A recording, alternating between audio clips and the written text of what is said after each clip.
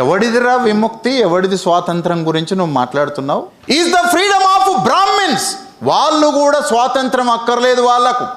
వాళ్ళే మొట్టమొదట ఏం చెప్పారు అని అంటే, శ్రీ మహావిష్ణువు బ్రిటిషర్స్ని ఈ దేశానికి పంపించిండు.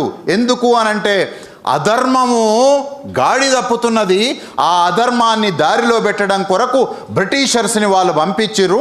దాని నుంచి మనం జ్ఞానం నేర్చుకోవాలి, మనకు పాలించటం ఎలాగో తెలియదు అని అన్నారు. మరి ఎప్పుడు ఈ బ్రాహ్మలంతా బ్రిటిష్ వాళ్ళకు వ్యతిరేకమయ్యారు? బ్రిటిష్ వాళ్ళు ఒక అడుగు పెట్టి ఆ తర్వాత నెమ్మదిగా 2 అడుగులు 10 అడుగులు, నువ్వే చెప్పినావు కదా వామన స్టోరీ. బిచ్చమెత్తుకోవడానికి వచ్చి 3 అడుగుల నేల కావాలని, 3 అడుగుల నేలిస్తే 1 అడుగు భూమి మీద పెట్టిండట, 1 అడుగు ఆకాశం మీద పెట్టిండట, 3వ అడుగు ఏడబెట్టాలి అని మనిషి మీద పెట్టి లోకంలోకి తొక్కేసిండట.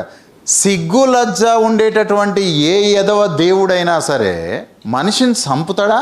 దేవుడు అంటే మనిషిని పరివర్తన చేసేవాడు కదా, హింసించి మార్చేటటువంటి వాడు దేవుడు ఎట్లయితాడు? మన తండ్రి మహాత్మా జ్యోతిరావు పూలే స్టార్టెడ్ మూమెంట్.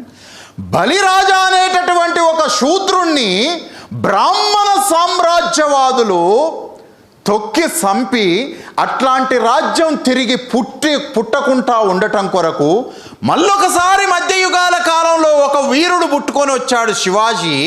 ఆ శివాజీ రాజ్యాన్ని ధ్వంసం చేసి ఆ తర్వాత కొడుకు అధికారంలోకి వస్తే కొడుకు తలని తెగనరికి బరిసెలకు త్రిశూలాలకు ఈ తలని కుచ్చి రోజుల తరబడి యాత్రల్ని చేశారు. They wanted to tell you that if anybody will try to get in to the power you will be killed very brutally అని చెప్పడం. దొంగసాటంగా చేయలే వాళ్ళు ధర్మబద్ధంగా హత్యలు చేస్తారు. ధర్మబద్ధమైన రేపు, ధర్మబద్ధమైన అన్యాయం. మహాత్మా పూలే ఏమన్నాడు అనంటే, ఏ బలిరాజునైతే వామనుడు తన పాదంతో తొక్కాడో, ఇక్కడ తొక్కడం దట్ మీన్స్ రాజు యొక్క అధికారాన్ని ధ్వంసం చేయటము.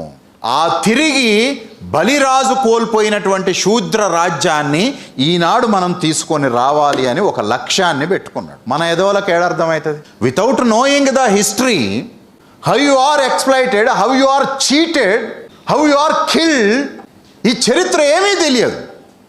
ఒక దుర్మార్గుడు సృష్టించినటువంటి ఒక మూఢత్వపు మానియా ఇవాళ ఈ దేశాన్ని ప్రమాదంలాగా పట్టుకొని ఉన్నది. బలిచక్రవర్తి ఏడబోయిండో మనకు తెలియదు.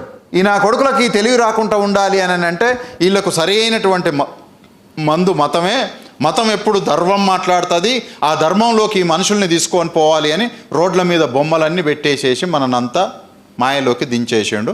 మనము డ్యాన్సులు చేసుడు, తాగుడు, తినుడు.